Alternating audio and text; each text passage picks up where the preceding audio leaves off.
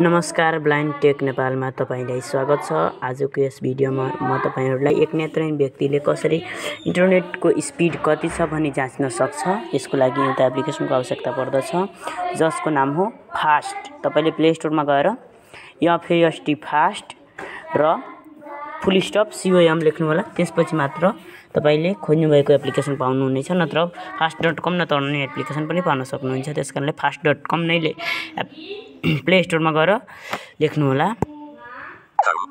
अब म हेराउन चाहन्छु।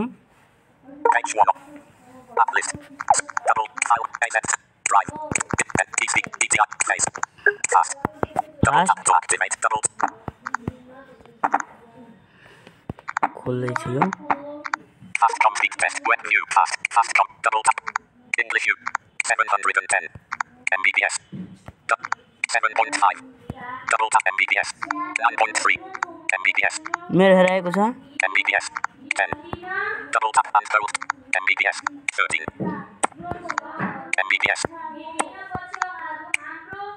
powered by Netflix Fastcom reverse English 14 Mbps हो। यसरी छ, सिम्पल छ, तपाईले गर्न सक्नुहुन्छ। यसरी नै इन्टरनेट स्पिड टेस्ट गर्न सकिन्छ।